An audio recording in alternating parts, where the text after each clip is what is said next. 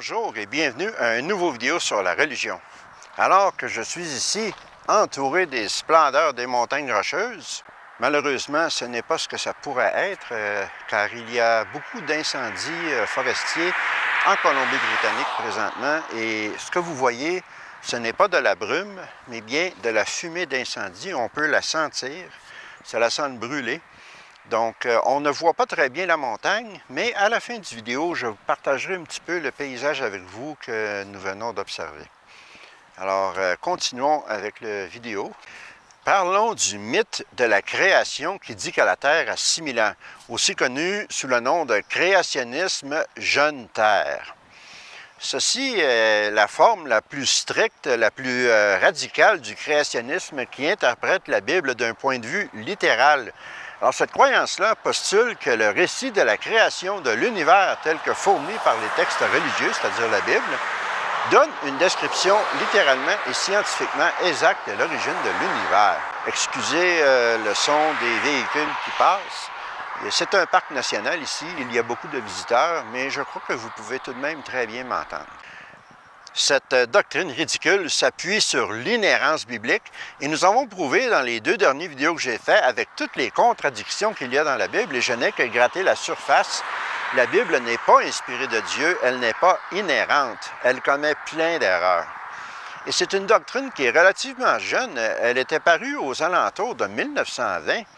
Et ça a été une réaction à l'enseignement de la théorie de l'évolution de Charles Darwin dans les écoles. C'est arrivé aux États-Unis, bien entendu. Ils ont même une date précise. La Terre aurait été créée le 23 octobre 4004 avant Jésus-Christ.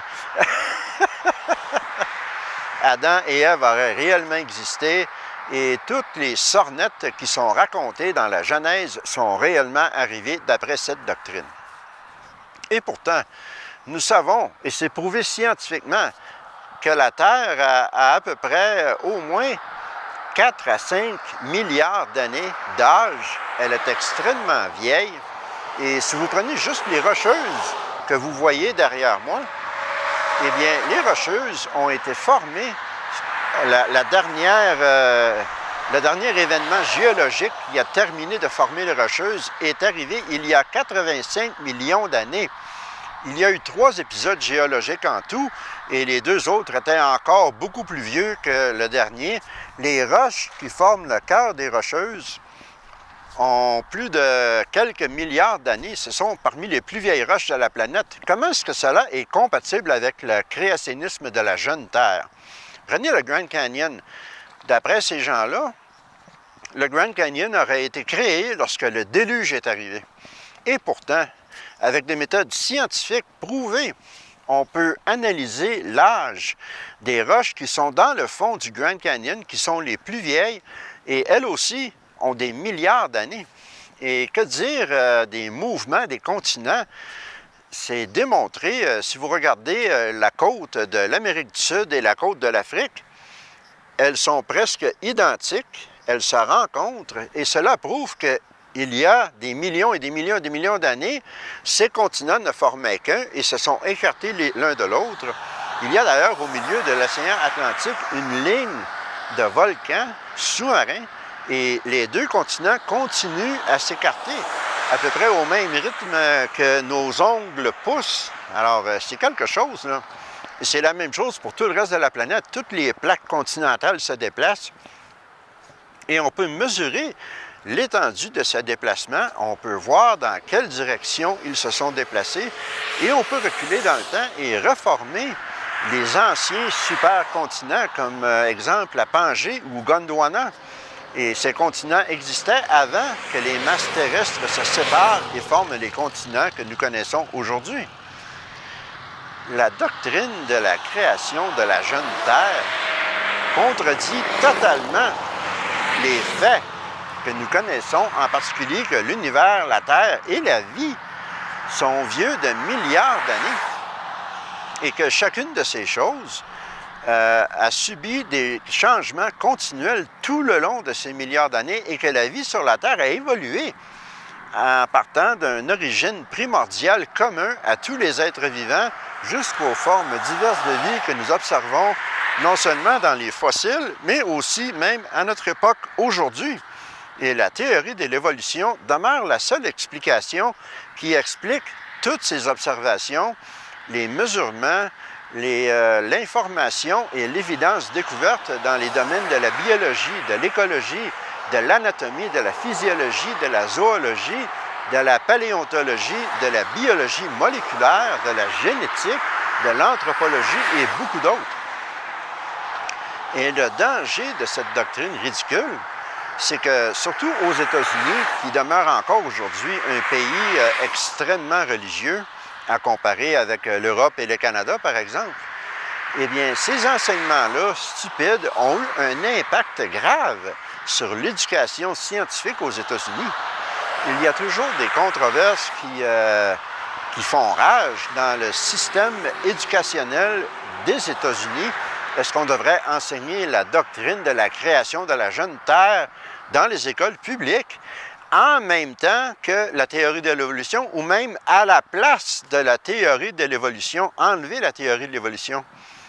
Et les gens qui appuient ce genre de démarche sont des fanatiques religieux. Ils ont des connexions avec le pouvoir, surtout dans le Parti républicain américain, comme nous le voyons d'ailleurs maintenant avec Donald Trump dans la Maison-Blanche. En fait, la croyance en la jeune Terre est plus prévalente aux États-Unis que n'importe où ailleurs dans le monde. C'est pour vous dire à quel point les Américains sont excessivement religieux, sont extrémistes dans bien des cas. Pas tous les Américains, mais beaucoup d'Américains. Et malheureusement, ceux qui ont cette doctrine, ceux qui sont fondamentalistes, eh bien, c'est eux qui sont branchés sur le pouvoir.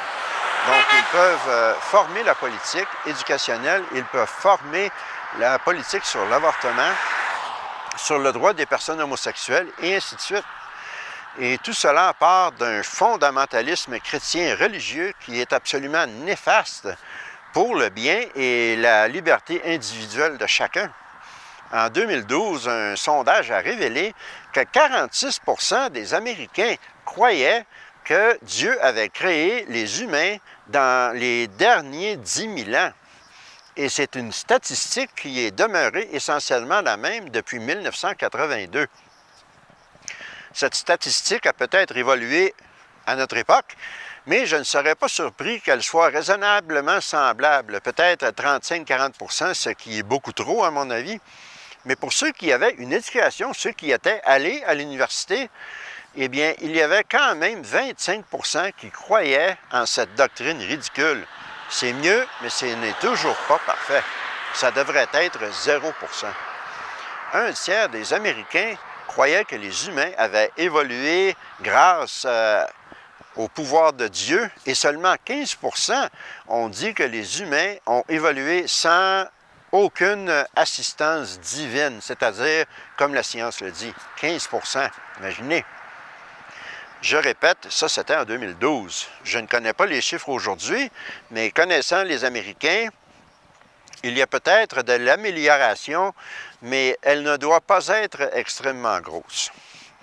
Et les gens qui croient en cette doctrine, beaucoup d'entre eux pensent que les fossiles ne sont pas vrais, que ce sont des fabrications, qu'il n'y a pas eu d'extinction majeure, donc les dinosaures et les trilobites et d'autres exemples de vie qui est maintenant éteinte, qui sont retrouvés dans le dossier des fossiles, seraient des fabrications ou même des mensonges qui sont promus par le diable.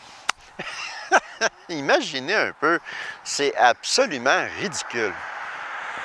Ces gens-là croient que la Terre a été créée en 6 jours de 24 heures, littéralement. Ils croient aveuglément à la Bible, ils rejettent toutes les méthodes scientifiques qui prouvent que la Terre a au moins 4,5 milliards d'années, si ce n'est pas plus. Et en utilisant, entre autres, la radiométrie, les mesures des roches avec les matières nucléaires qui se dégradent avec le temps et toutes sortes d'autres méthodes prouvées, ils rejettent tout ça, ils croient en la Bible seulement. Et même certains scientifiques américains croient en ce genre de choses, malgré le fait qu'ils sont allés à l'université pour avoir leur diplôme en sciences, eh bien, ils continuent à croire ce genre de stupidité. c'est vraiment avoir une dissonance cognitive extrême, faramineuse. Il croit que le déluge est vraiment arrivé et que donc tous les humains descendent de Noé, sa femme et ses enfants.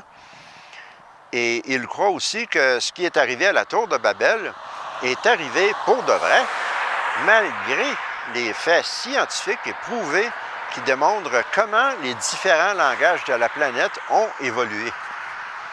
Pour conclure, tout cela est un ramassis de sornettes et de stupidité et de fanatisme religieux. Et il faut rejeter tout cela en bloc parce que ce n'est pas inoffensif. Comme je l'ai mentionné, cela a un effet néfaste sur l'éducation, particulièrement aux États-Unis, mais aussi sur les libertés individuelles et sur l'attitude des gens qui deviennent arrogants, qui pensent qu'ils sont la raison pour laquelle l'univers et la Terre ont été créés. C'était seulement pour les humains, ce qui est complètement faux. Il aurait suffi d'une petite différence, un petit accident historique dans les millions d'années passées pour que les humains n'aient jamais vu le jour. N'oublions pas cela. Donc, rejetons ces stupidités et embrassons la science, les faits prouvés, les choses qui sont démontrées, au lieu de nous fier à des légendes et des contes de fées et de la mythologie qui viennent d'un livre écrit par des anciennes tribus de bergers qui ne connaissaient absolument rien de la géologie, de l'histoire et de toutes les autres sciences. Ceci conclut la vidéo d'aujourd'hui. Il est relativement court, mais je veux profiter de mes vacances. Comme vous voyez, c'est pas mal beau ici. Et la semaine prochaine, je vous ferai une autre vidéo dans un autre endroit en Alberta cette fois-ci, qui est aussi spectaculaire et aussi beau que celui-ci à sa façon. Et pour l'instant, je vais vous montrer le paysage qui est derrière moi avec plus de détails.